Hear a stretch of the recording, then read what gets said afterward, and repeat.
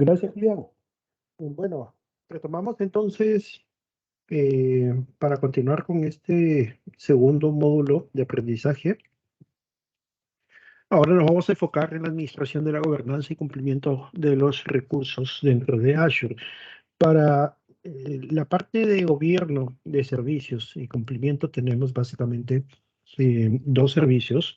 Bueno, en realidad es un servicio que es Azure Policy, las suscripciones y lo que es las configuraciones de permisos que se denominan RBAC, RBAC, Role Based Access Control. eh, Son el modelo de identidad, bueno, más de identidad es de autorización que vamos a estar utilizando, pero a nivel de suscripciones. Y aquí vamos a marcar una diferencia entre lo que son los servicios de Azure AD versus lo que son ya las suscripciones, porque de momento hemos visto que tenemos roles y permisos que podemos ejecutar, pero a nivel de todo el directorio activo. Ahora, en las suscripciones vamos a ver que vamos a tener también permisos y roles, pero que se van a gestionar a nivel de suscripciones o a nivel de grupos de recursos, ya al momento de crear recursos específicamente para Azure. ¿Ok? Entonces, vayamos primero con la parte de las suscripciones, pero para esto tenemos que entrar en algunas temáticas que debemos entender, que son, por ejemplo, cómo está estructurada la infraestructura global de Azure. ¿Ok? Una de las cosas que debemos tomar en cuenta es Microsoft tiene un conjunto de data centers que están distribuidos a lo largo de todo el mundo. De hecho, esto ustedes lo van a poder encontrar mejor aquí en azure.microsoft.com. Y si ustedes quieren explorar un poco más sobre la infraestructura global de Azure, denle clic aquí en explorar, pero como les digo, pues en las flechitas, no en la palabra, porque la palabra les va a cambiar de página. Denle la flecha para que salgan las opciones. Y van a encontrar ustedes, muy aparte de esto de conocer un poco más acerca de Azure, temas un poquito económicos, como para conocer cómo se administra los costos o la economía en la nube, habilitación de clientes, casos de éxito, etcétera. Tienen este enlace que dice infraestructura global. Esto les va a ayudar a ustedes a conocer un poquito mejor cómo están distribuidos los centros de datos. Van a tener algunos videos, algunos temas sobre sostenibilidad, por ejemplo, algunos temas de seguridad, de cómo se manejan. Acá hay un proyecto muy interesante, por ejemplo, no recuerdo ahorita cuál era el nombre del proyecto, pero se estuvo probando colocar data centers bajo el mar utilizando el agua fría de las profundidades como refrigeración, incluso para este data center, ¿no? Y ahí se ha estado comprobando buenas partes de proyectos de sostenibilidad que hace Microsoft. Aquí tienen mucha información, qué es la infraestructura global, qué es un centro de datos, qué es una región, una geografía, etcétera, ¿ok? Esto lo pueden consultar ustedes con mayor calma. Y también aquí ver las geografías y regiones de Azure, ¿no? Y consultar la disponibilidad de los productos por región, porque algo muy importante que deben tomar en cuenta es que no todos los productos están disponibles en todas las regiones, ¿ok? Hay que saber adaptarse y ver cuáles están disponibles. Hay algunas regiones que son un poquito más innovadoras, por decirlo de alguna forma, en las cuales los nuevos productos y servicios se empiezan a implementar incluso antes de su periodo de disponibilidad general, para que los clientes vayan probándolo, utilizándolo, dando feedback eh, y mejorando el producto. Y de hecho, ya una vez puesto en disponibilidad general, incluso hay algunos productos o servicios que no están disponibles en otras regiones, ¿ok? Entonces esto es muy importante que lo tomemos en cuenta y lo podemos explorar aquí. Voy a volver al enlace en el que estaba, porque lo que quiero es que vayamos aquí a explorar el planeta, ¿no? Vamos a poner ahí explorar el planeta. Me parece que está aquí en Azure Global Infrastructure. Vamos a ver, aprender más. Ahí está. Me está cargando esta, esta imagen. Voy a copiarles el enlace para que lo tengan aquí visible también en el chat, si es que gustan explorar un poquito más. Aquí vamos a darle clic a esta zona para ver la leyenda.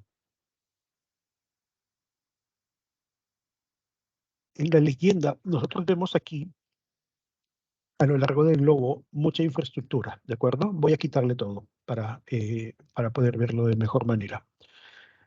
Algo que debemos identificar es lo que Microsoft llama geografías. ¿Qué cosa es una geografía? Básicamente es una zona geográfica que está determinada por Microsoft, en la cual va a dominar y colocar ciertos data centers para que en esa geografía, en esa zona física, haya disponibilidad de servicios. ¿De acuerdo? Entonces, si yo marco aquí geografías, vamos a ver que tenemos identificadas algunas geografías muy particulares, como por ejemplo, esta geografía se llama Canadá, esta se llama Estados Unidos, esta se llama México, esta se llama Brasil y esta se llama Chile. ¿Ok? Existen otras del lado de Europa, como estamos un poquito más del lado de Latinoamérica, voy a enfocarme más en eso, pero noten que también pues existen otros del lado de Europa, Australia, etcétera, ¿no? Pero bueno, enfoquémonos por ahora aquí en Américas. Estas geografías tienen regiones, ¿ok? Y aquí es donde ya se distribuye un poquito más el tema, porque pueden notar que en la geografía de Estados Unidos, yo no tengo un solo data center. De hecho, tengo regiones en primer lugar. Y miren, tengo región, por ejemplo, bueno, acá está Canadá. Canadá tiene solamente ese, ajá, tiene el East, Canadá del Este. Probablemente más adelante haya Canadá del Oeste, lo más probable, depende de la demanda de los recursos, ¿no? Pero al menos en la geografía de Estados Unidos pueden ver que tenemos oeste, tenemos 1, 2 y 3. Ahí están, ¿no? 1, 2 y 3, oeste. Tenemos 3 regiones en oeste de Estados Unidos. En este tenemos, eh, ¿dónde está? Acá está. 1, 2 y bueno, ahí yo tengo entendido que 3 ya debería estar, o al menos está programada, ¿no? Pero hay central oeste, hay esta de acá que es sur central. Bueno, en Canadá ya en realidad sí vimos este y central, ¿no? Hay dos en realidad. Aquí nótese que ya tenemos una región en Brasil. ¿Y por qué nos dice, por ejemplo, geografía México y geografía Chile? Esto es porque en esas geografías está pensado implementarse más adelante data centers. Bueno, vale decir una región, ¿no?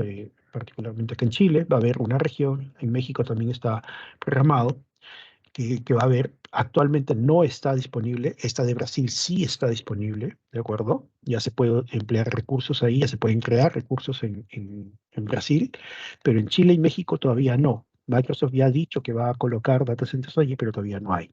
¿Ok? Ahora, a nivel de networking, nótese que tenemos las zonas de, de borde, ¿no? Y tenemos lo que son puntos de presencia, point of presence. Esto a nivel de networking. Entonces, por ejemplo, yo que estoy en Perú, agarro y digo, bueno, para entrar a la red de Microsoft, ¿cómo hago? ¿No?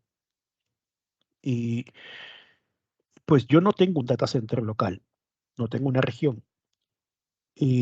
Pero lo que sí tengo es alguna conectividad a Internet para hacerme llegar al punto de presencia más cercano que tenga Azure. Entonces, por ejemplo, tengo uno aquí arriba y tengo otro aquí abajo en Chile, ¿no? Eh, Tengo este de Bogotá también y tengo estos de Brasil. Entonces, según mi conectividad a Internet, bueno, usualmente la distancia geográfica más corta suele ser la más rápida. No siempre es así, porque, por ejemplo, yo podría tener un proveedor de Internet que conecte muy rápidamente con Brasil porque tiene su propia red de conexión, ¿no? O con Chile, por ejemplo. Y de repente entonces mi punto de presencia más cercano en temas de latencia es Chile.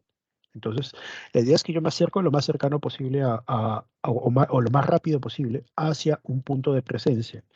Y una vez hecho eso, pues Microsoft tiene su propia red física, su propio tendido en el cual yo ya opero dentro de la red de Microsoft, ya no a través del Internet público. ¿Ok? Entonces, este tendido que ustedes están viendo aquí a lo largo del logo es el tendido propio de Microsoft, no es el Internet público, ¿ok? Entonces, yo puedo tener, como les dije, pues un Internet público que me guíe al punto más cercano, que podría ser Chile, digamos, y desde ahí entro a la red de Microsoft y estoy viajando por la red de Microsoft directamente hasta, por ejemplo, Miami o Virginia, aquí en Estados Unidos, ¿no?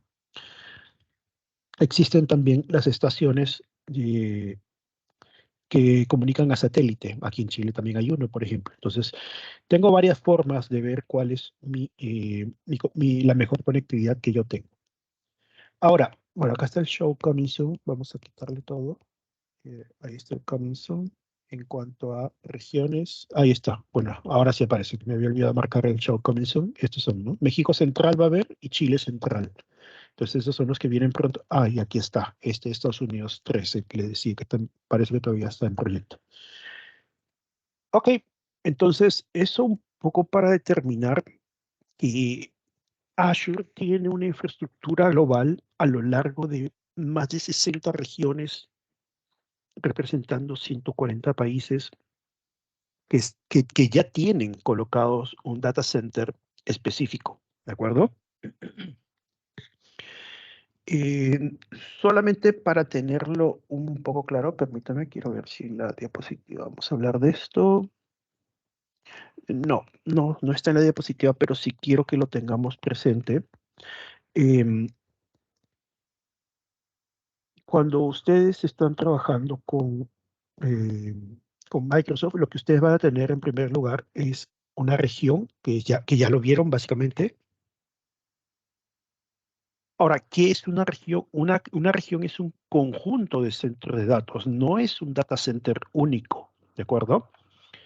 En una región yo puedo tener varios data centers y de hecho antes de un data center lo que yo tengo es una zona de disponibilidad. Una zona de disponibilidad básicamente del lado de Azure está marcado por ah,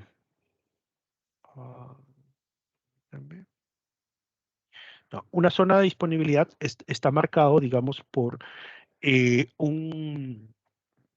una región geográfica específica que, que está dentro de una región.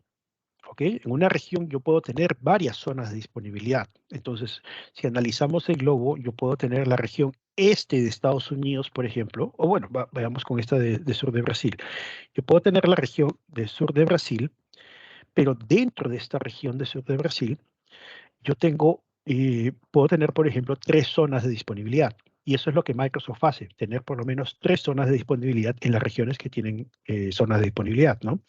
Entonces, las regiones están separadas al menos con 300 millas, ¿ok? 300 millas es casi 500 kilómetros de distancia. Entonces, una región se separa físicamente más o menos con unos 500 kilómetros de separación. Pero dentro de esa región, como les digo, puede haber varias zonas de disponibilidad. Y una zona de disponibilidad es como decir que yo tengo un edificio que tiene su propia fuente de poder, tiene su propio networking, digamos, tiene su propia seguridad física, es una instalación independiente de la zona de disponibilidad 2, por ejemplo, en la misma región.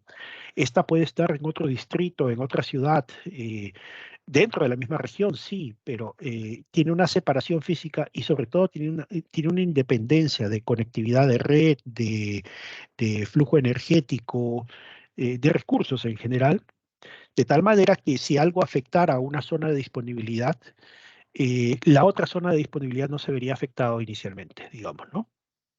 Entonces, eso es lo que suele hacer Microsoft. Ahora, dentro de esa zona de disponibilidad, obviamente tiene los data centers, los recursos, y dentro de ese campo, de ese edificio, por ejemplo, yo puedo tener varios contenedores separados, que cada uno de ellos, dentro de esos contenedores, tienen varios racks separados, y esos racks también pueden tener independencia de red o independencia energética por separado de otros data centers o de otros racks, por ejemplo, o de otros contenedores. de tal manera que las máquinas lleguen a estar debidamente aisladas, ¿no? Entonces, esa es un poco la estructura que tiene Microsoft. Em,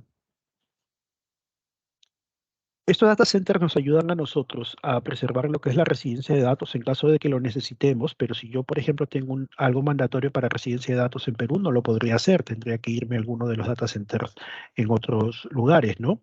Entonces, lo ideal es elegir la región más cercana a los usuarios. Usualmente, como les digo, la separación física sí me determina em, la la conexión más rápida, digamos, hacia los recursos, pero no siempre es así. Entonces, acá hay un recurso que se llama azurespeed.com que permite a ustedes o a sus clientes medir cuál de los data centers me está dando una mejor performance. Como les digo, usualmente tiene que ver con temas de distancia, pero también eso puede variar dependiendo del proveedor de Internet que yo tenga. Entonces, si yo pruebo, por ejemplo, todos los que están en Estados Unidos, aquí abajo me empieza a salir ya la métrica y yo voy viendo que el mejor tiempo de respuesta lo obtengo, por ejemplo, del este de Estados Unidos, ya sea en la región 1 o la región 2, ¿no? Pero del este de Estados Unidos. Generalmente ahí es donde tengo el mejor tiempo de respuesta. Entonces, lo que más me interesa a mí es medir la latencia y para eso deberían medirlo ustedes con los clientes. Y, por ejemplo, si yo activo la parte de Brasil, ahora aquí está entrando Brasil, y vamos a darnos cuenta que Brasil me ofrece una menor latencia.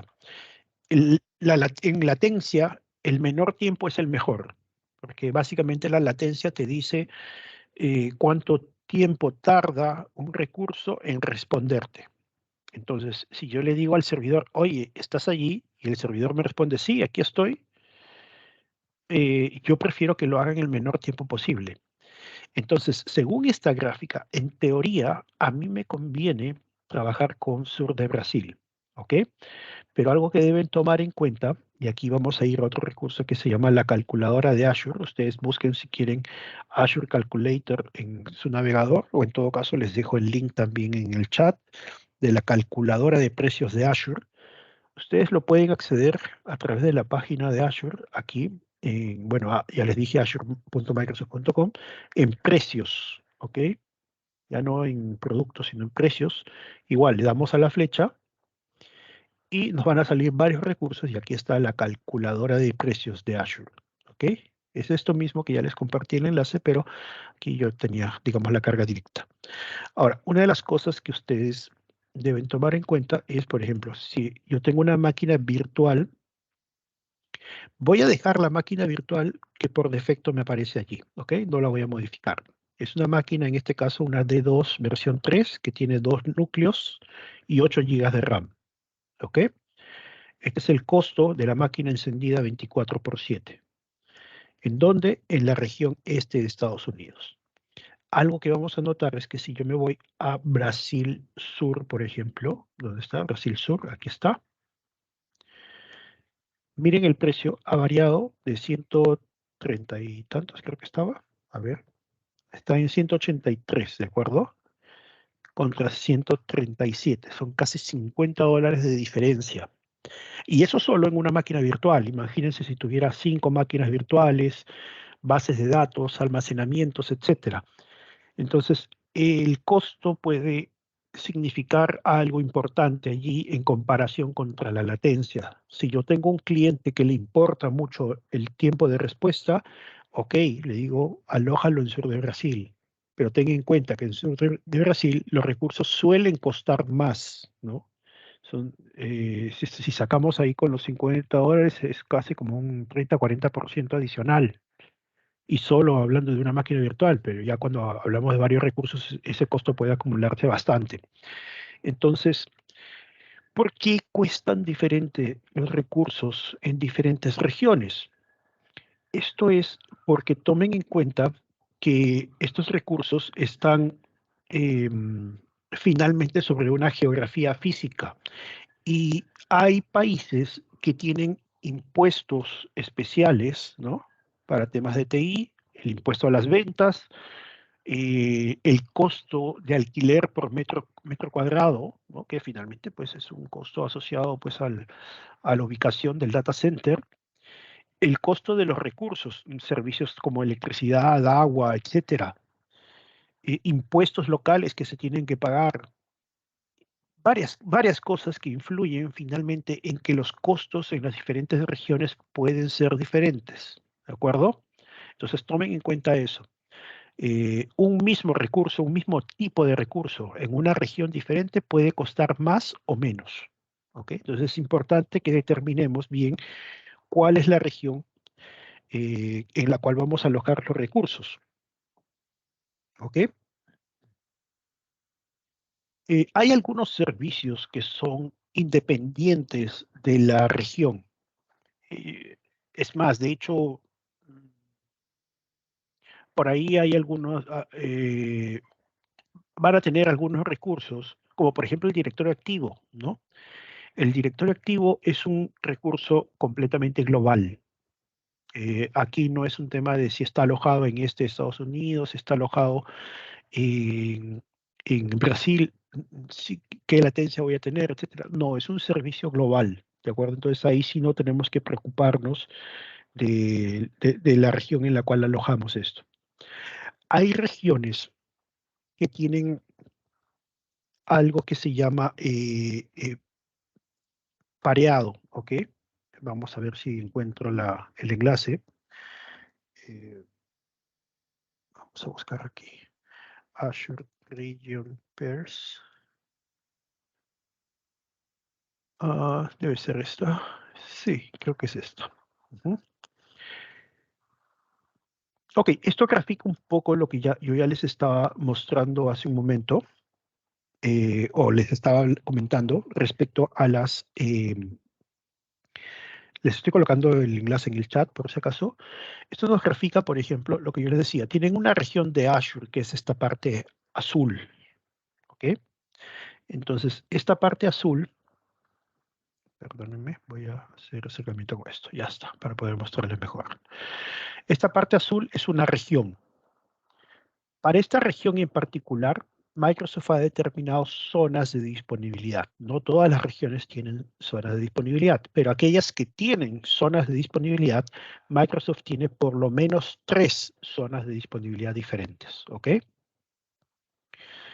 Entonces, en esta misma región, mis datos pueden estar replicados en diferentes zonas de disponibilidad o yo puedo colocar replicación de forma manual también en diferentes zonas de disponibilidad para que en caso de que algo afecte una zona de disponibilidad, las otras no se vean complicadas. Estas zonas de disponibilidad están conectados con fibra de alta velocidad que les dan latencias de menos de 2 milisegundos. ¿Ok? Entonces, en realidad la comunicación entre ellos es prácticamente inmediata, ¿no? Entonces, estas zonas de disponibilidad me dan un escenario de alta disponibilidad, ¿no? Ahora, yo si quiero tener una alta disponibilidad a nivel de regiones, incluso puedo determinar una región de recuperación ante desastres diferente, que podría ser este versus oeste. Obviamente esta conexión va a ser más amplia, va a ir por la red global de Microsoft, pero obviamente va a tener una latencia mayor. Usualmente se manejan conexiones asíncronas ahí. Eh, pero la importancia es que sí me da la posibilidad de replicar mi información o mis servicios incluso en otra región. Entonces, para eso existen las regiones pareadas. Si yo, por ejemplo, alojo mi información en de Estados Unidos, en este data center, ¿no? La región pareada con este de Estados Unidos va a ser oeste de Estados Unidos. Entonces, si yo quiero tener un servidor secundario, tengo un primario, digamos, que es el que atiende, ¿no? Quiero tener un secundario, pero activo siempre, y quiero colocar un balanceador de carga en medio de ellos dos, yo puedo tener ese segundo servidor incluso en oeste de Estados Unidos, ¿no? De esa forma, si fallara incluso toda la región, mi servicio no se cae, porque en el oeste está operando el servidor de contingencia en activo. Puedo colocarlo en activo standby o activo pasivo, o puedo colocar otro servicio que se llama Site Recovery para recuperación de datos que me dan un periodo más o menos de 15 minutos a 30 minutos de disponibilidad del servicio, ¿no? O sea, a lo más voy a tener 15 minutos caído, digamos, pero voy a recuperar mis operaciones en una región diferente. Entonces, hay diferentes servicios que me permiten manejar eso y para eso es muy importante identificar las regiones que se encuentran pareadas, ¿de acuerdo? Ok. Entonces, este pareamiento de las regiones obviamente está enfocado en lo que tiene que ver con temas de alta disponibilidad, ¿no? Ahora, hablemos un poco de las suscripciones de Azure. Habíamos mencionado que yo voy a tener un tenant, tengo un directorio activo, voy a gestionar ahí las identidades, los permisos, pero eso está bien mientras sea el servicio de directorio activo. Y, por ejemplo, si agrego suscripciones de Microsoft 365, ok, voy al portal de administración de Microsoft 365 y desde ahí administro lo que necesito, ¿no? Licencias, asignaciones, etcétera. Pero si necesito crear recursos en Azure, recursos de infraestructura o de plataformas, como es el caso de máquinas virtuales, bases de datos, etcétera, yo voy a necesitar crear recursos de Azure. Y ahí es donde viene el detalle. Si yo necesito crear recursos de Azure, necesito suscripciones de Azure para cargarles el costo. Entonces, particularmente yo, si voy aquí a la sección suscripciones, recuerden que también lo pueden buscar aquí. Bueno, yo estoy en inglés, así que lo pongo como subscriptions.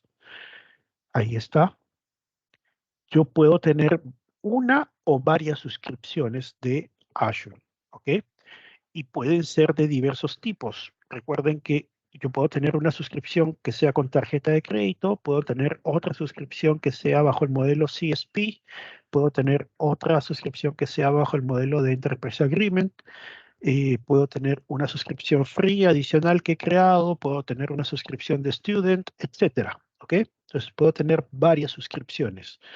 Ahora, en CSP, lo que yo tengo es lo que se llama un Azure Plan. Y un Azure Plan yo puedo crear varias suscripciones, que este es el caso mío. Yo tengo un solo Azure Plan, pero yo tengo 4 suscripciones diferentes. Ahora, ¿por qué crear 4 suscripciones diferentes?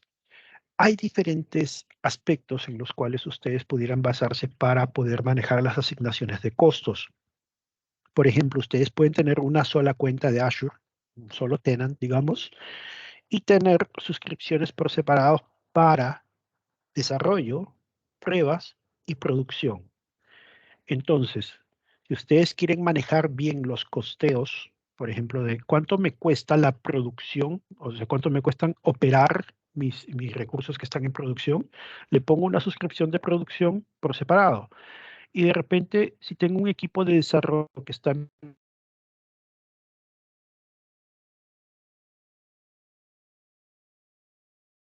ahí, o del departamento de desarrollo, lo que puedo hacer es crear una suscripción dev de desarrollo.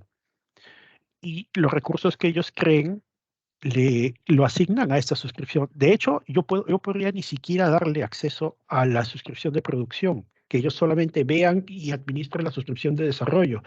Entonces, todo lo crean por ese lado y lo cargan a la cuenta de desarrollo. De esa forma, yo sé cuánto me cuesta los recursos de desarrollo, cuánto me cuestan los de prueba, cuánto me cuestan los de producción. Esa puede ser mi aproximación, pero puede haber otro caso en el que yo diga, ¿sabes qué? Por ejemplo, una entidad de gobierno, eh, digamos, el Ministerio de Educación de aquí de Perú.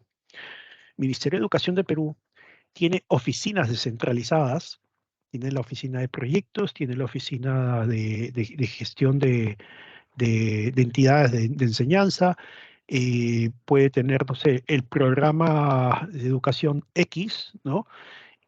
Y cada oficina es independiente en temas de presupuestos. Ok, pero finalmente somos parte de un mismo entorno, de una misma organización, que es el Ministerio de Educación. Entonces yo puedo tomar un solo tenant, que es el tenant del Ministerio de Educación, para que los recursos estén ahí disponibles y puedan ser accesibles fácilmente o puedan comunicarse entre sí dentro de la misma red virtual. Pero los recursos que se crean para la oficina X, para el proyecto X, le doy una suscripción diferente a cada uno de ellos, cosa que yo sé cuánto me cuestan los recursos de cada departamento, de cada área, cada oficina, cada organismo, y de esa forma, pues, los costos van directamente asociados a cada uno de ellos. Entonces, hay gente que prefiere organizarse de esa forma,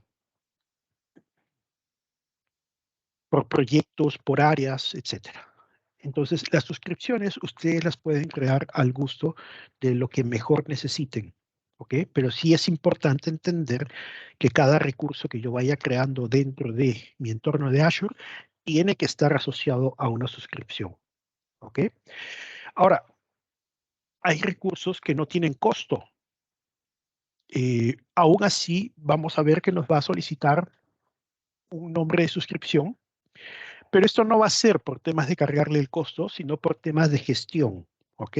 Porque si yo aplico una política a todos los recursos que pertenecen a determinada suscripción, o por ejemplo necesito darle permisos a un grupo de usuarios o a un usuario a los recursos que pertenezcan a cierta suscripción, pues para eso todos los recursos tienen que tener asociado una suscripción, tengan o no tengan costo, ¿de acuerdo? Entonces, básicamente por temas de gestión ahí también lo puedo hacer.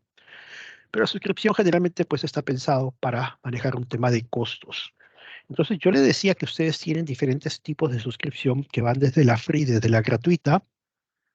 Ya hemos hablado un poquito de la free, ¿no? $200 de crédito o 30 días, lo que pase primero. Algunos recursos adicionales por 12 meses, algunos gratuitos para siempre. Existe el modelo que se le suele llamar Pay as you go a este modelo, que es el modelo de tarjeta de crédito. Sin embargo, el término Pay as you go, Pay, a veces lo van a encontrar así también como Pay as you go, en realidad también está asociado a la característica propia de los recursos de Azure, que es yo no pago por adelantado, yo no pago un precio flat, no tiene un precio fijo todos los meses esto, sino pay as you go significa voy pagando conforme voy utilizando. Esta máquina virtual la usé 5 días. Ok, el costo de esta máquina va a ser el costo de 5 días, no va a ser el de todo el mes. Entonces, ese término también es pay as you go, ¿ok? Pero cuando hablamos de suscripciones, la suscripción pay as you go se le suele llamar aquella que es pago con tarjeta de crédito, ¿ok? Tienen el modelo CSP que yo les había explicado, que es el que trabajamos nosotros en distribución. Hoy en día, bueno, se llama CSP el modelo de comercialización, pero la suscripción se le llama hoy en día Azure Plan, ¿no? Y el Azure Plan, como les digo, tiene una o más suscripciones. Por lo menos empieza con una siempre. Cuando manejan contratos corporativos para empresas que suelen ser grandes, estas empresas suelen tener un modelo que se llama Enterprise Agreement, un acuerdo o un contrato empresarial.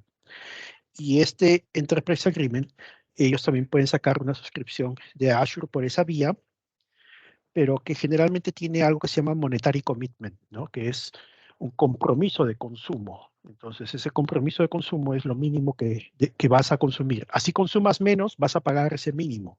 ¿Por qué? Porque los costos suelen ser más bajos allí a nivel de recursos, ¿no? Pero bueno, eso ya es para empresas bastante más grandes, usualmente las que tienen eh, Microsoft suele poner como comparativa aquellas que tienen 1000 trabajadores, por ejemplo, pero en realidad puede ser que una empresa con menos de 1000 trabajadores tenga requerimientos de consumo mayores, ¿no? Y hay las suscripciones Student, que como su nombre lo dice, está enfocado para estudiantes, en el cual Microsoft les habilita un crédito, me parece que es mensual, de $100 por 12 meses, ¿no? Acá tienen que verificar que son estudiantes, usualmente con el dominio de su correo electrónico, que suele ser edu, eh, y con eso, pues, pueden habilitar una suscripción student para que ustedes hagan sus pruebas de estudiante, que obviamente no deberían tener permisos de escenarios de producción, son solamente para estudio, investigación, ¿no? O aprendizaje.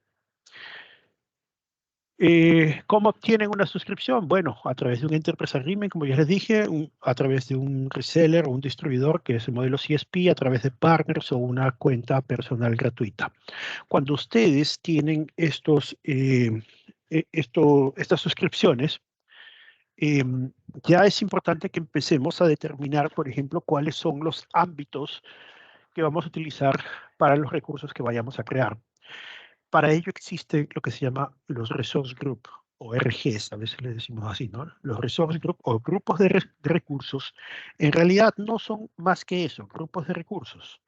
En realidad, si hacemos una analogía con lo que conocemos, es como crear una carpeta. Entonces, nosotros tenemos las suscripciones, recuerden, las suscripciones pues tienen ciertas características. Si vamos aquí a analizar esta suscripción Income Cloud, por ejemplo, vamos aquí a tener un análisis de costos que nos va a presentar. Bueno, estos recursos yo los suelo crear y eliminar porque es parte, digamos, de un mi entorno de demostraciones que utilizo, ¿no? Entonces, por eso es que no vemos un mayor costo allí. Acá está mi rol, yo soy propietario, ¿no? Para eso es importante, debo ser propietario porque si no, ni podría verlo siquiera, ¿ok? Eh, Esto es un Azure Plan, como dice ahí, pues ahí está, puedo cancelar esa suscripción, renombrarla, puedo hacer un análisis de costos, manejar alertas, por ejemplo, para que me avise cuando estoy llegando a ciertos determinados montos de costo o, por ejemplo, cuando parece que a fin de mes voy a llegar a determinado costo, me puede mandar alertas, ¿no? Para eso manejo presupuestos, un budget, ¿no? Puedo ver qué recursos están asociados a determinadas suscripciones. En este caso no tengo ninguno porque, como les digo, yo los creo y luego los elimino usualmente, ¿no? Tengo usos y cuotas disponibles para esta suscripción. Para esta suscripción, por ejemplo, en recursos de cómputo, voy a ver que tengo ciertas cuotas. Por ejemplo, digamos de las máquinas F, vamos a poner estándar F. Para las máquinas de la familia F, por ejemplo, en Australia Central, bajo la suscripción Incomex Cloud, que es la que tengo aquí, tengo una cuota máxima de 50 núcleos. ¿Ok? Este es el máximo al que puedo alcanzar. Obviamente, pues esto es en Australia Central, tengo otra en Brasil, tengo otra en East US, etcétera, pero usualmente esto está delimitado por 50 en este caso. Miren que hay algunas máquinas especiales que está marcado como cuota cero. Estos son porque estas son máquinas que suelen costar bastante. Entonces, por defecto, la mayoría de clientes no los utiliza. ¿Qué pasa si yo sí necesito utilizar alguno de ellos? Pues bien, yo puedo ir y solicitar, por ejemplo, una implementación, una ampliación. Entonces, yo voy a utilizar una máquina de tipo FXMDBS que tenga 10 núcleos, por ejemplo. Puedo solicitar un nuevo límite de 10 núcleos. Mando aquí y esto se va a abrir un ticket, ¿no?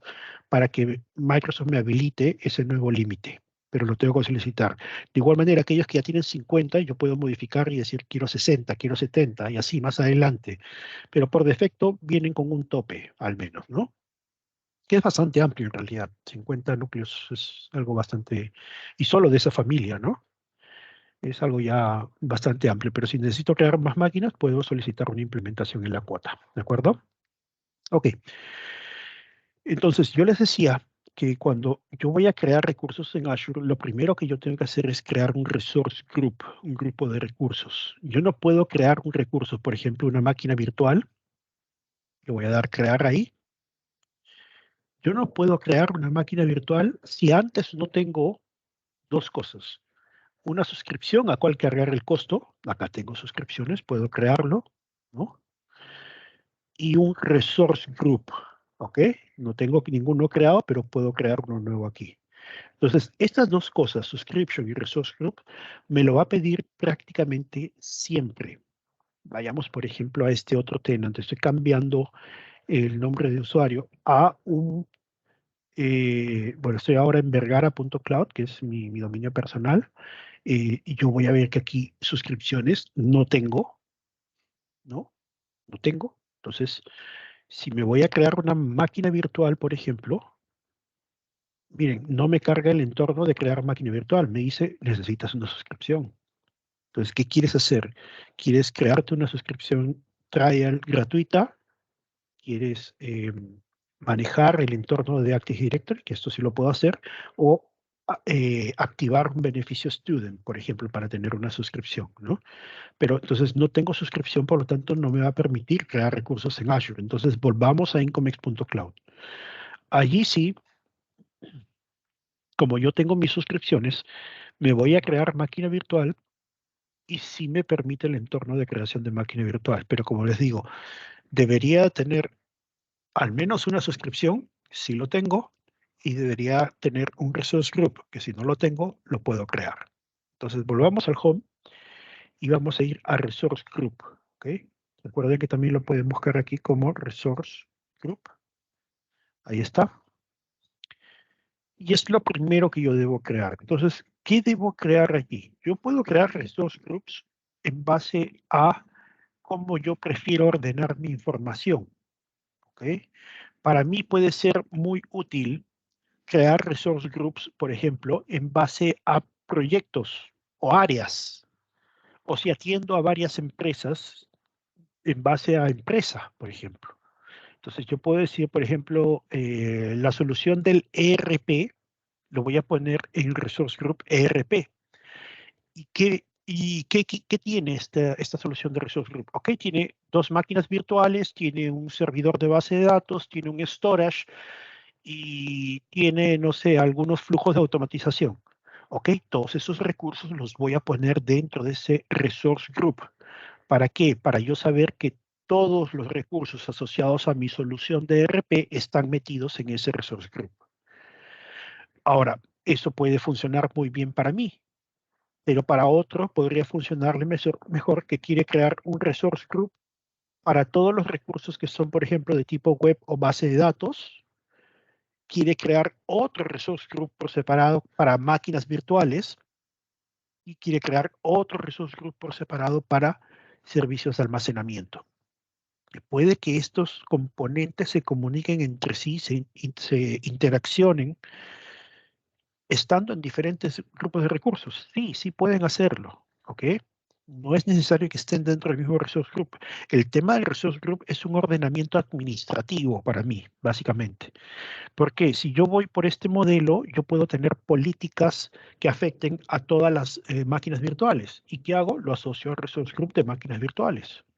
De hecho, podría tener un resource group de máquinas virtuales para la empresa 1, para la empresa 2, para el proyecto X, para el proyecto Y, etcétera. Entonces, puedo combinar la forma en que yo quiero ordenar mis resource groups. Entonces, el resource group es un tema de ordenamiento administrativo, lógico, básicamente. No es un tema técnico, no es que estén separados los recursos o que no puedan comunicarse, no. Es un tema de ordenamiento solamente, cómo yo me siento más cómodo ordenando mis recursos, ¿de acuerdo? Entonces puedo ordenar, pues, como les dije, en base a proyectos, áreas, compañías, tipo de recurso, etcétera, etcétera. Una vez creados los grupos de recursos, no pueden ser renombrados y es muy importante también entender que no tengo una estructura de anidamiento.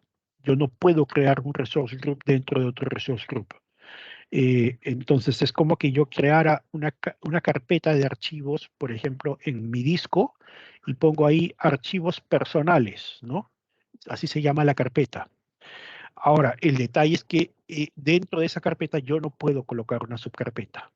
Véanlo de esa forma. Todos los recursos tienen que ir ahí dentro de esa carpeta solamente. Entonces, en el resource group es así. Creo un resource group y todos los elementos van dentro de ese resource group. No puedo crear un resource group dentro de ese. ¿Ok? Entonces, volvamos un ratito aquí al portal. Entonces vamos a crear un resource group y vamos a llamarle a este resource group, por ejemplo, eh, vamos a llamarle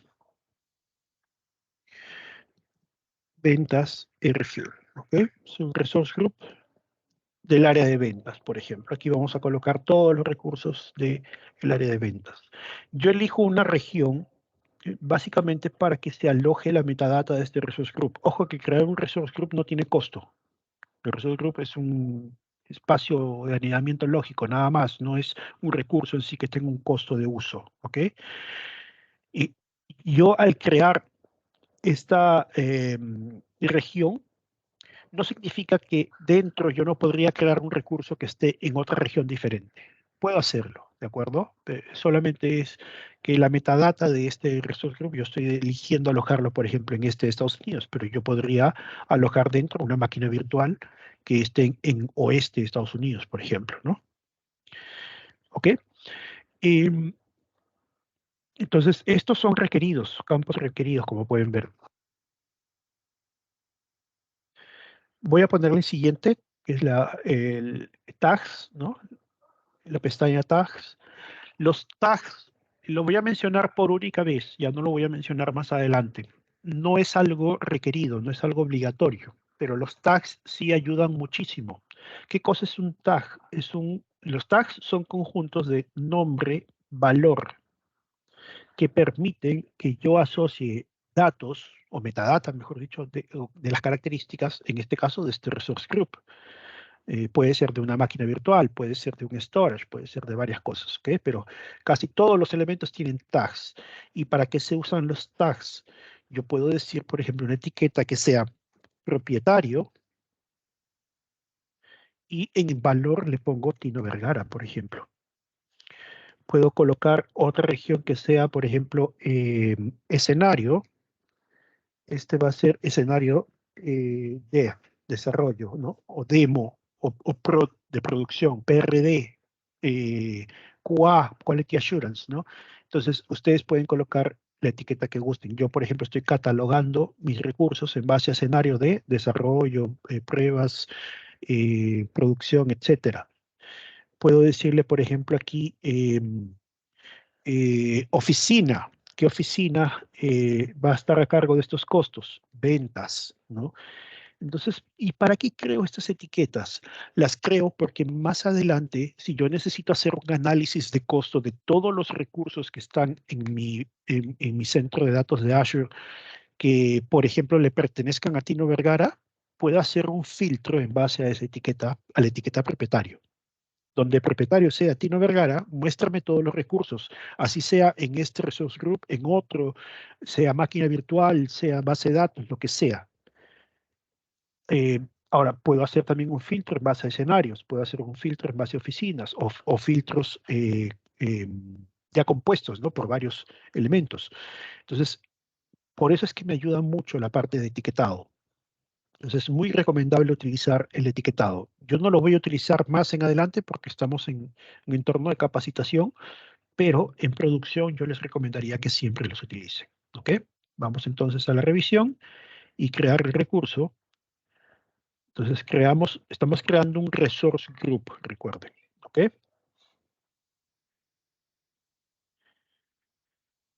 Ahí está. Bueno, ya me manda el mensaje ahí de que se ha creado el resource group. Vamos a cerrar. Ahí está el resource group ventas RG. Si le doy clic, este resource group tiene algunas características. Ahorita no tiene ningún elemento, por eso es que no me sale ningún recurso aquí.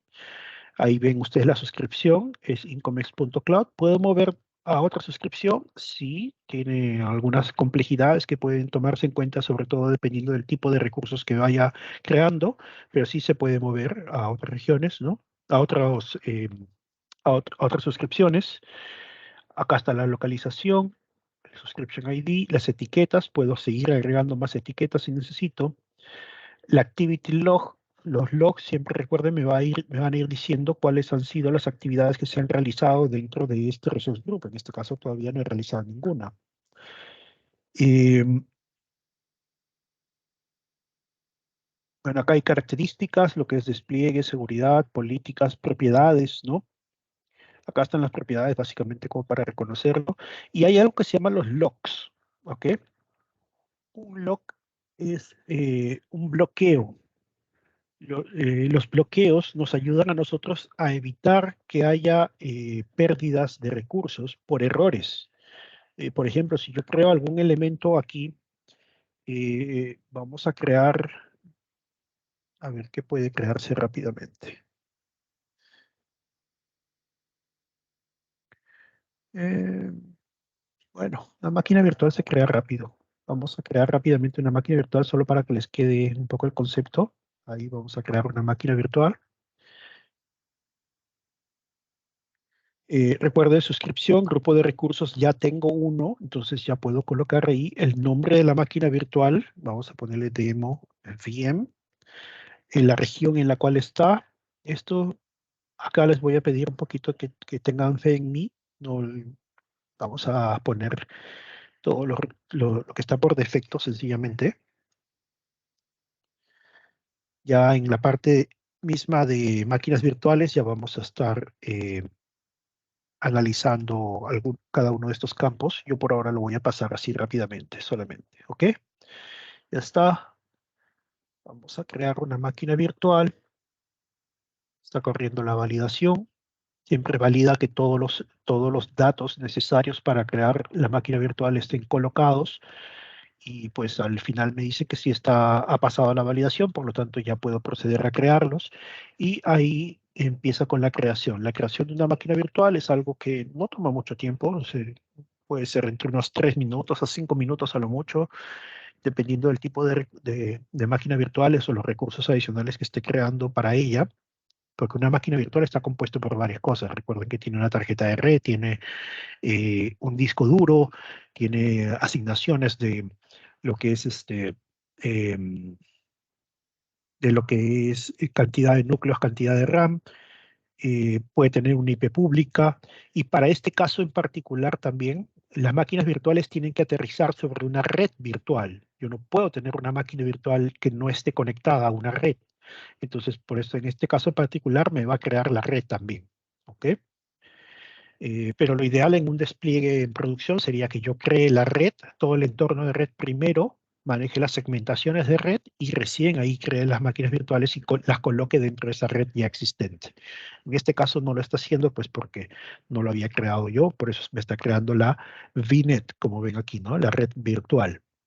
Ahí está la IP que yo les decía, la interfaz de red, que es la tarjeta de red, por decirlo de alguna forma, la máquina virtual. Bueno, ahí ya está, ya lo creó. Se tomó que 1 minuto y medio, 2 minutos probablemente. Pero entonces cerremos esto solamente para volver al Resource Group. Ventas RG.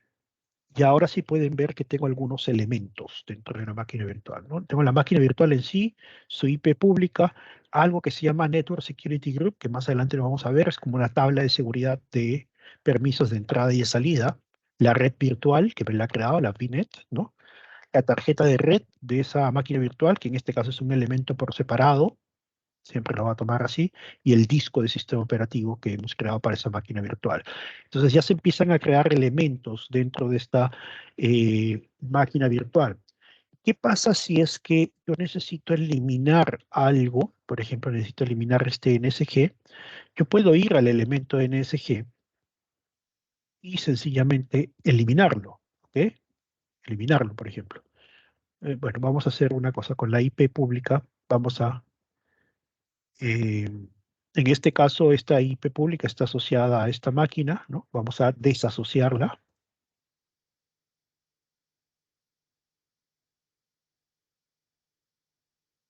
porque recién desasociándola, cuando ya está desasociada, yo ya puedo eliminarla, ¿ok? Entonces, yo podría ir al Resource Group, ventas RG, seleccionar la IP y eliminarla, ¿ok? Perdón, aquí está, delete, porque si le pongo acá delete Resource Group, me borra todo el grupo de recursos. Yo quiero borrar la IP, ¿no? Ya no la necesito. Entonces, si voy a la IP, le doy delete y lo borra, ¿de acuerdo? Pero, volvamos un ratito al Resource Group, yo puedo utilizar este lock que yo les mencionaba, locks, y ponerle ahí, añadir un lock, y los locks son de dos tipos. Es un lock read-only y un lock delete. El lock delete, obviamente, me evita que yo pueda borrar algo, ¿ok? El lock delete, como su nombre lo dice, evita que yo borre. Ahora, puedo modificar el elemento, puedo cambiar características, puedo hacer que se actualice, sí, porque el único bloqueo que tiene es delete, ¿ok? Ahora, el lock read only no solo borra, no solo evita el borrado, ¿ok? Ojo, un read only es delete de todas maneras, ¿ok? Me evita el borrado, pero adicionalmente evita que yo modifique el recurso, porque es read-only, solo puedo leerlo, no puedo modificarlo, no puedo cambiar el tipo de máquina virtual, no puedo cambiar el tamaño, el espacio, ¿no? Es read-only. Entonces yo puedo determinar cualquiera de estos dos tipos de bloqueos, ¿ok? O ambos también. Pero estos dos son los únicos tipos que hay. Vamos a ponerle un lock de delete, ¿no? Entonces vamos a ponerle ahí como nombre no delete. Puedo ponerle alguna nota si es que quiero, ¿no? Por ejemplo, ahí puedo poner una nota que diga consultar a Tino Vergara antes de retirar este lock, ¿no? Entonces le pongo OK. Ahí está el lock. El lock es de tipo delete, o sea, no va a permitir el borrado, pero sí va a permitir la modificación. Y el scope, el alcance, es a nivel de todo el grupo de recursos, ventas RG. Eso significa que cualquier elemento que esté dentro de la jerarquía, por debajo de ese grupo de recursos, no va a poder ser borrado tampoco. Entonces, cerremos esto, vamos aquí, veamos la IP, vamos aquí a la IP, y le digo, elimina la IP. ¿Estás seguro que quieres eliminar la IP? Sí. Miren, error. ¿Y cuál es el error? Falló en borrar la IP tal, el error es el scope, el alcance, ya, cannot perform delete operation. No puede ejecutar una operación de borrado porque el alcance, el scope, está bloqueado, está locked. Hay un lock que nos dice, por favor remueva el lock y después intente de nuevo. ¿Ok? Entonces, yo podría ir y ejecutar y eliminar el lock, sí. O sea, puedo ir aquí, si es que tengo los permisos adecuados, ¿no? A ver, ¿dónde está? Ahí está el no delete. Y, bueno, puedo editarlo si es que quiero, pero en este caso quiero borrarlo, quiero quitar el lock. Ya está, ya le quité el lock, es así de rápido, ya no está. Entonces, volvamos aquí y tratemos de borrar la IP. Vamos a la IP y pongámosle ahora un delete. Yes, ahí está. Ahí está, se está tomando su tiempo. Pero noten que en este caso ya no me está saliendo el mensaje de error. O sea, está ejecutando la labor. Y miren, ya terminó de borrar. Ya me dice successfully delete. Acá está todavía. Es que tenemos que refrescar. En un ratito ya no debería aparecer. Se está tomando su tiempo. Pero bueno, a ver. Vamos a actualizar todo.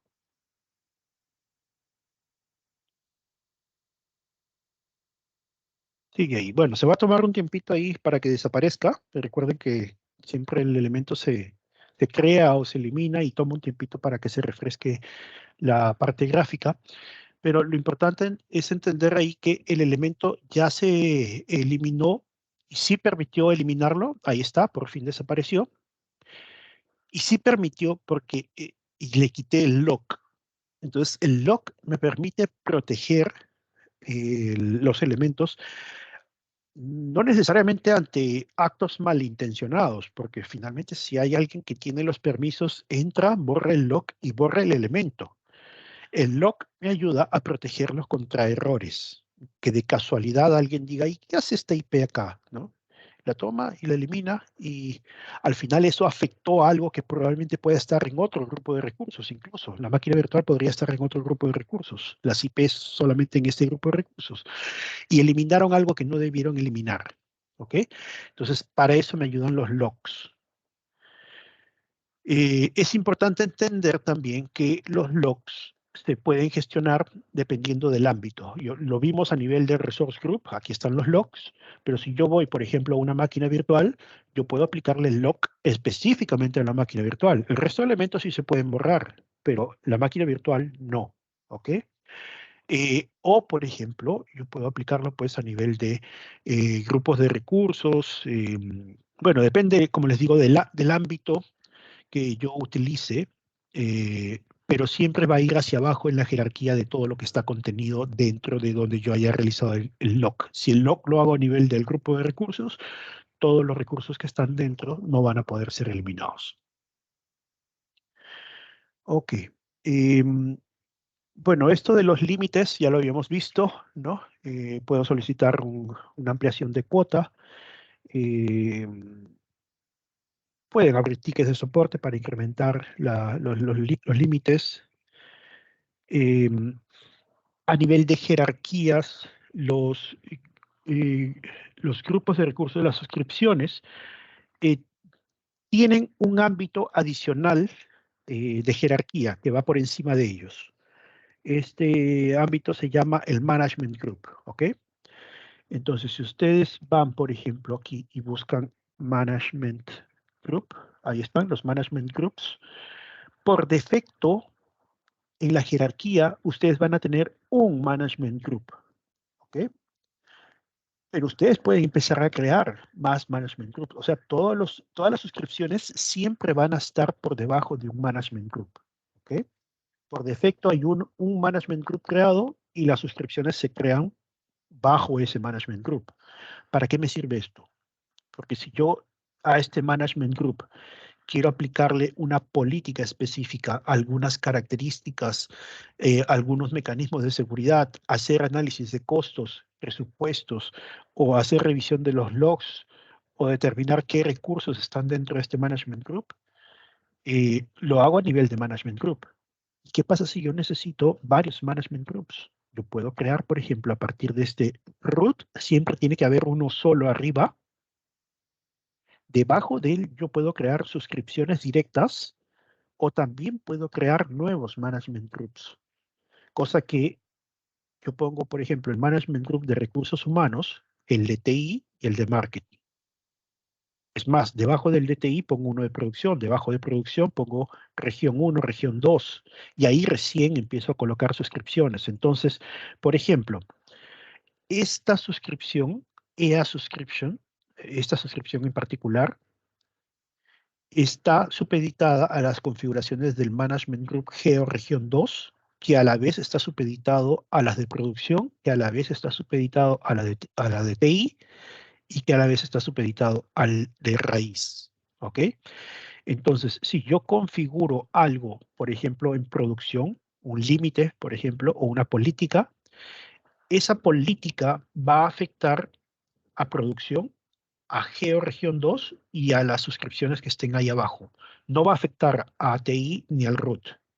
Entonces, para eso es que yo utilizo Management Groups. Cuando mi organización es tan compleja que tengo varios grupos de administración, o por ejemplo, si les decía, en este mismo tenant, imaginemos que administramos 5 empresas diferentes y hemos puesto un gerente de TI para cada una de esas empresas. Entonces yo creo diferentes management groups para cada una de las empresas y le doy permisos a diferentes gerentes para cada management group.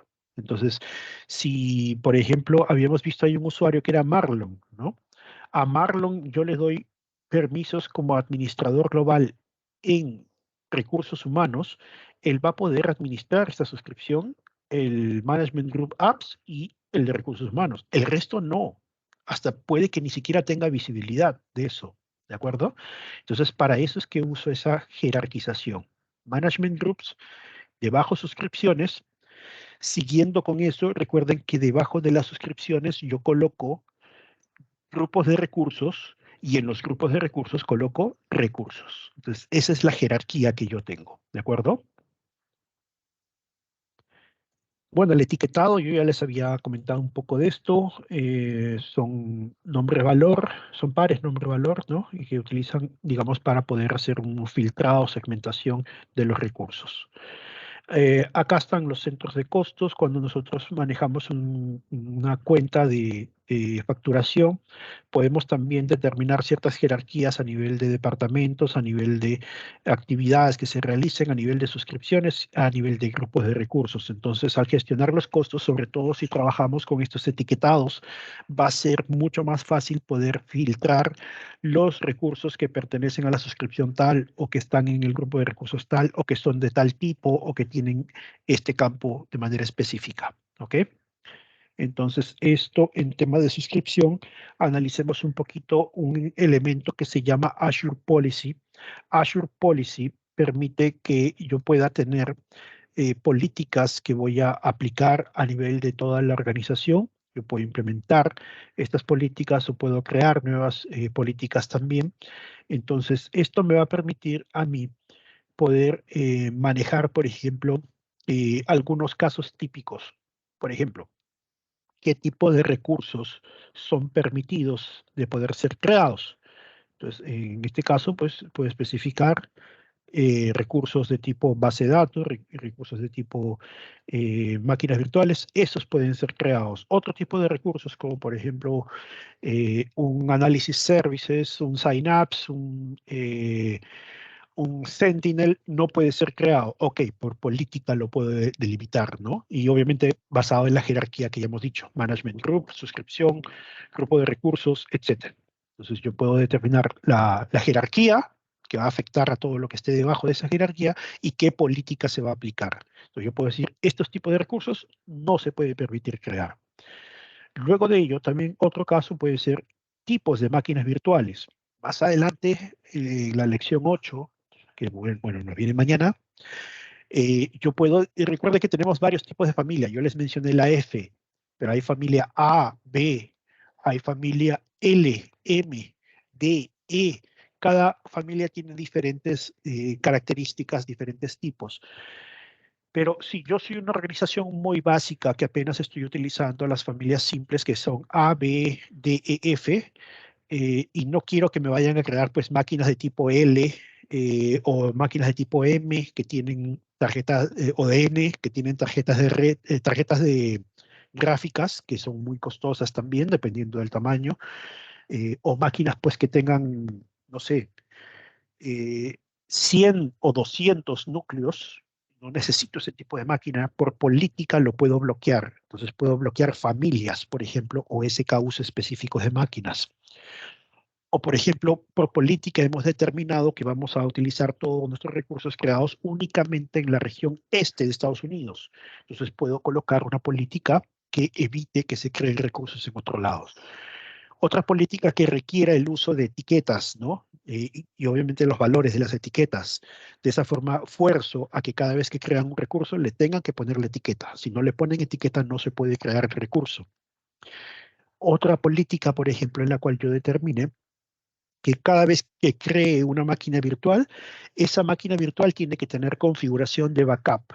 Si quieren crear una máquina que no tenga backup, no lo pueden crear. Entonces, ese tipo de políticas yo las puedo aplicar a través de un servicio que se llama Azure Policy. Entonces, Azure Policy me ayuda a eh, hacer un forzamiento de características o configuraciones que tienen que ser aplicadas por temas de cumplimiento, aplicar esas políticas a nivel de escala, ya sea a nivel de toda la organización, a nivel de un grupo específico, a nivel de un management group, a nivel de una suscripción, etcétera. ¿Okay? Y también me ayuda a hacer remediación porque me ayuda a detectar qué elementos no están cumpliendo con las políticas que yo he determinado. Entonces, si yo voy, por ejemplo, a Azure Policy, lo voy a encontrar aquí, el servicio Policy, voy a poder ingresar. Hay políticas por defecto que ya se están ejecutando, pero yo puedo entrar y realizar definiciones específicas de nuevas políticas que yo quiera eh, manejar. Bueno, acá están viendo algunas que ya están built-in, o sea, ya están preconstruidas, son parte de lo que ya viene por defecto, pero yo puedo crear una nueva definición de política y puedo ponerle cuál va a ser su localización en base a, por ejemplo, esta suscripción Incomex Cloud, ¿no? Le pongo ahí seleccionar y le puedo poner un nombre a la política específica, ¿no? ¿Qué categoría es? Puedo utilizar una categoría ya existente.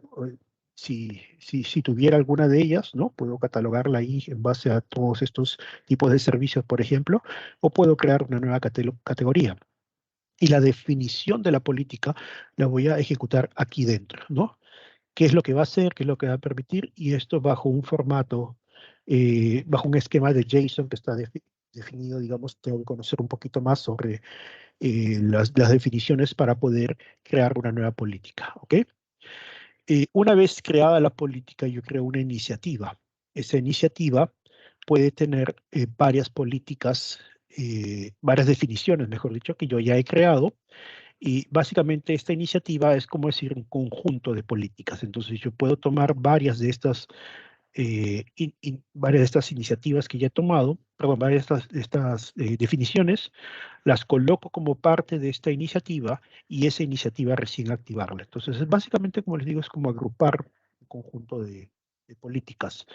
Y una vez hecho eso, puedo utilizar assignments para asignar políticas o asignar iniciativas hacia determinados alcances, ¿no? Por ejemplo, como les decía, a la suscripción Incomex Cloud, al Resource Group Ventas RG, le voy a dar esta definición de políticas. Entonces, de esa forma, pues, mis políticas están asignadas específicamente a este grupo de recursos, no a toda la organización, ¿ok? Habilitar, deshabilitar y asignado por quién para que haya un registro de quién es el que está asignando esta política. El alcance, remediaciones que necesita ejecutar, aquí va a hacer un análisis de qué recursos ya creados cumplen o no cumplen las políticas y pues con eso voy a poder tener un mejor cumplimiento. Como les digo, esto llega, siempre hay por defecto una asignación de políticas aquí determinadas. Ustedes pueden revisarlo con más calma para ver cuáles son, digamos, las consideraciones que vienen de base o crear sus propias políticas también para gestionar mejor sus recursos. Ok. Bueno, aquí un resumen de lo que ya hemos estado viendo. Ustedes crean la política, pueden importarla a partir de GitHub, incluso si en GitHub ya hay algunas políticas que están creadas, o pueden crear una propia de ustedes, ¿no? Como les dije, estas definiciones de política están basadas en un formato JSON, por lo cual deberían conocer de JSON y del modelo de librería para poder crear una política propia, ¿no? Em, la definición, bueno, ya les dije, incluye una o más políticas, es un grupo básicamente.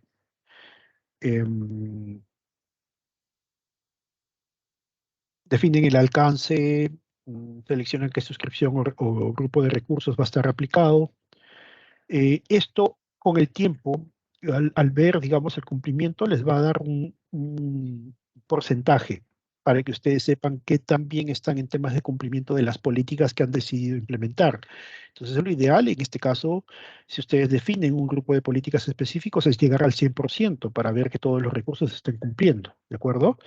Entonces, a través de este enlace compliance van a ustedes poder medir y tomar acciones de remediación para alcanzar el 100% de cumplimiento de las políticas que hayan definido. ¿Ok? Em, por último, discúlpenme que ya estamos en el tiempo, pero les pido unos 10 minutos o 5 minutos adicionales, porque ya es el último tópico que nos toca aquí, que es lo que llamamos Role-Based Access Control, RBAC. ¿Ok? En este caso, RBAC está determinado para poder alcanzar los roles y permisos que vamos a tener sobre los recursos de Azure, ¿ok? A diferencia de los roles de Azure AD, los roles de RBAC están basados en los permisos que vamos a tener sobre los recursos que vayamos a crear en Azure. Entonces, si bien es cierto, teníamos esta parte de los roles de AD, que, bueno, para que los tengan un poco más frescos, se los muestro acá. Recuerden que teníamos nosotros el directorio activo, el Azure Active Directory, y teníamos los roles, y estos roles yo podía utilizar los que ya estaban preconstruidos, o si tengo una suscripción de AD Premium P1, P2, puedo crear custom roles. ¿Ok? Recuerden que el rol mayor aquí era Global Administrator. Ahora, estos roles están determinados a nivel de directorio activo, pero no tienen nada que ver con, o bueno, no tienen que ver nada directamente con los roles o permisos que yo maneje en mis suscripciones. Por ejemplo, si me voy a suscripciones y me voy a Incomex Cloud, por ejemplo, yo voy a tener una sección que se llama Access Control, IAM, Identity Access Management, ¿ok? Y aquí es donde yo determino los permisos que tiene alguien sobre esta suscripción, ¿ok? Sobre la suscripción, no el directorio activo, son cosas diferentes. Entonces aquí vemos que, por ejemplo, Tino Vergara es propietario de esta suscripción, por lo tanto, como propietario puede hacer cualquier cosa. En IAM, o lo que llamamos RBAC, Role Based Access Control, el mayor rol posible es el owner, ¿ok? Hay otro rol adicional, vamos a añadir aquí un role assignment, por ejemplo. Hay otro rol adicional que se llama contributor. Vamos a buscar. Oh, verdad, es que hay todos. Ya.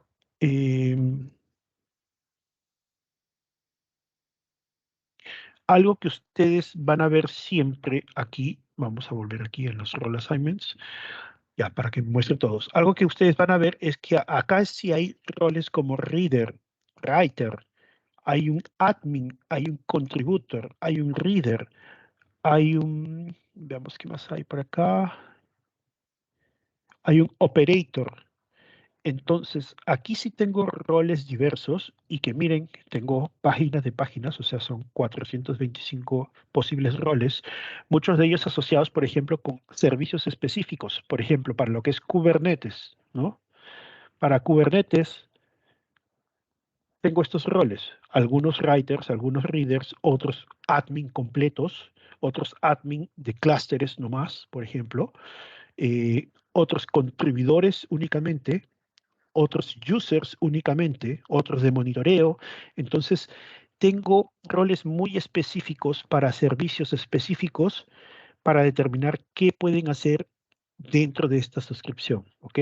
Y el ámbito puede ser la suscripción, puede ser el grupo de recursos, puede ser el recurso también específicamente, ¿ok? Pero estos roles RBAC son diferentes. Yo puedo tener un rol owner bajo una suscripción, pero no tener ningún permiso sobre el directorio activo como Global Admin. Entonces, yo puedo crear cualquier tipo de recurso dentro de esa suscripción, pero no puedo, por ejemplo, crear nuevos usuarios en el directorio activo porque no tengo ningún rol de Global Admin o de User Admin, por ejemplo, ¿no?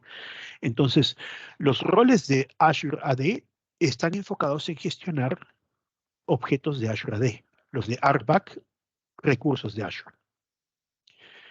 El alcance que tiene un rol de AD es a nivel de todo el tenant, porque si yo estoy poniendo, por ejemplo, un user admin en el directorio activo, ese señor tiene alcance de todo el tenant, no importa la suscripción, ¿ok? En cambio, los roles RBAC pueden ser especificados a múltiples niveles. Ahí ya les decía yo, puedo tener un rol de contribuidor o de reader, por ejemplo, pero ese rol de reader puede estar a nivel del management group, a nivel de la suscripción, a nivel del grupo de recursos o a nivel del recurso específico. ¿Ok? Entonces puede ser configurado a diferentes niveles, pero no necesariamente significa que tenga algún permiso sobre el AD. Esto es Azure, recursos de Azure netamente. Los roles de Azure AD pueden ser accedidos a través del portal, ya lo vieron en el Azure AD, a través del portal de Microsoft 365, ahí también en admin.microsoft.com me permite entrar al panel de administración de Microsoft 365 si es que tengo eso y puedo gestionar los roles también desde allí. Eh, el modelo de Graph, bueno, el Azure Active Directory, en este caso el PowerShell para Graph, ¿no? Entonces, estos son los modos en los que puedo configurar o modificar los roles de AD.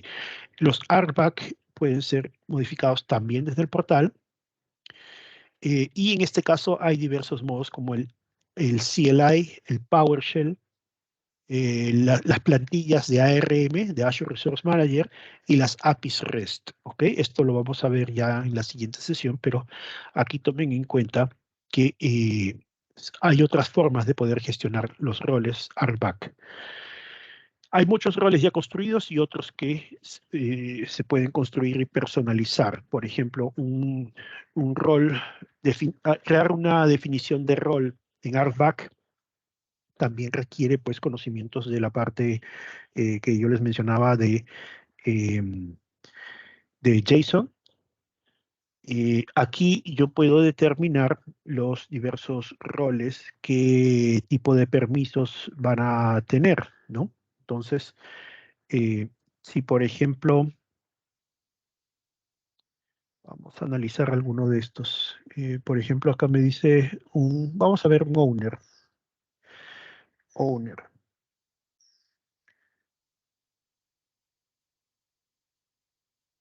Aquí está. El owner, por ejemplo, vamos a ver la definición del owner. Y vamos a ver el JSON del owner. El JSON del owner me dice, el role name llamado owner, aquí está la descripción, permite el acceso total a manejar todos los recursos, incluyendo la habilidad de poder asignar roles en RBAC a otros usuarios, ¿no? El scope es desde la raíz y los permisos que tiene son actions, cualquiera, o sea, asterisco, cualquiera.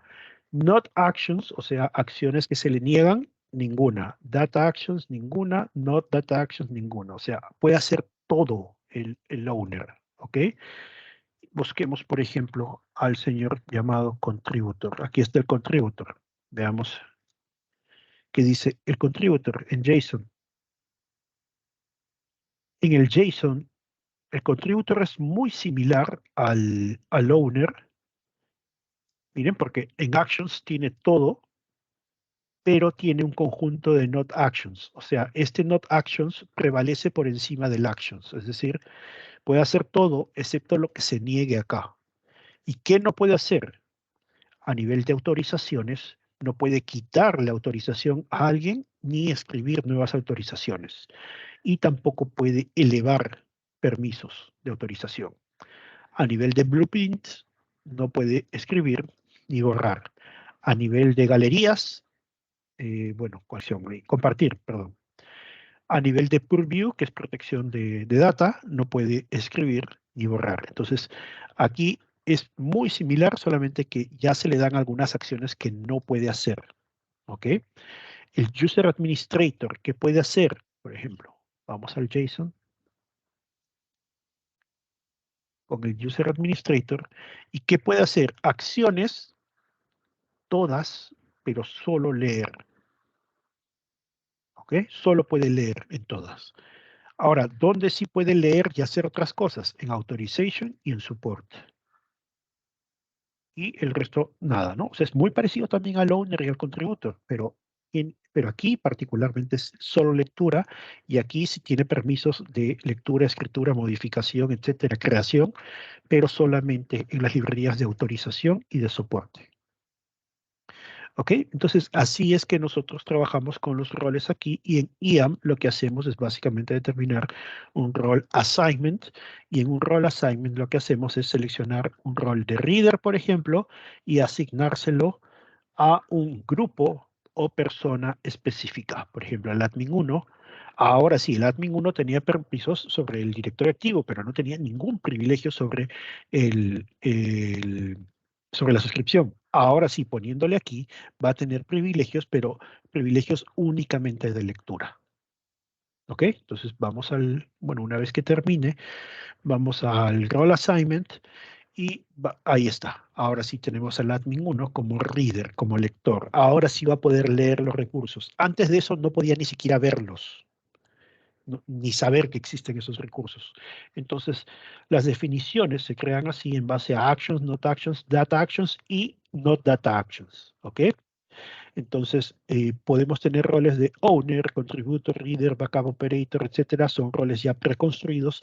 También podemos crear nosotros nuestro propio rol. Por ejemplo, podemos crear un rol de lector de tickets de soporte y darle permisos específicos para poder atender temas de soporte, pero solamente con lectura, ¿no?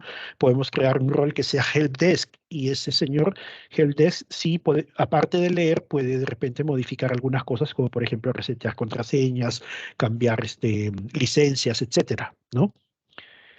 Eh, y aquí en el role assignment básicamente es la creación de un security principal a través del cual vamos a relacionar un usuario, un grupo o un service principal, ¿no? O sea, puede ser cualquiera de estos, pero lo que vamos a hacer es utilizar un security principal.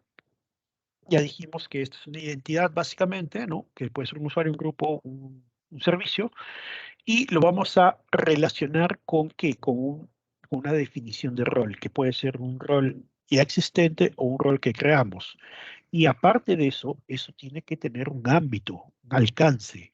Como les dije, el alcance puede ser a nivel del management group, de la suscripción, del grupo de recursos o del recurso específico. Y eso es un role assignment. Un role assignment va a juntar esas tres cosas. ¿Quién, qué y dónde, ¿no? Pueden hacer. ¿Quién puede hacer? ¿Qué puede hacer? ¿Y a qué nivel puede hacer? Eso es un role assignment.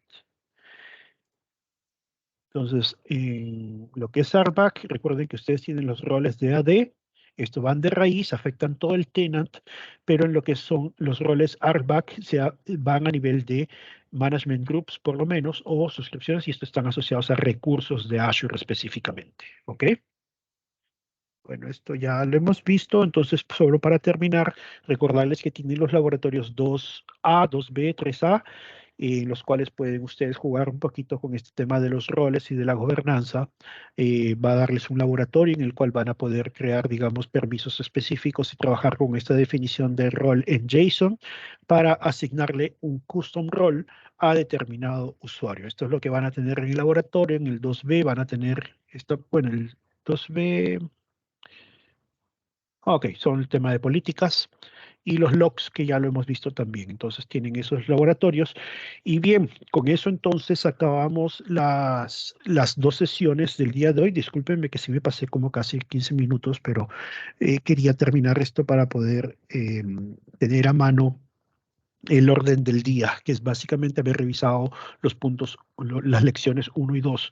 El día de mañana vamos a estar continuando con la 3, que es la administración de Azure, y como les dije, el punto 8 lo voy a adelantar para poder revisar máquinas virtuales antes de entrar en los temas de networking, ¿de acuerdo? Entonces, muchas gracias por la atención el día de hoy. Espero que tengan un maravilloso día en lo que queda y pues nos encontramos el día de mañana para continuar con los temas. Que les vaya bien.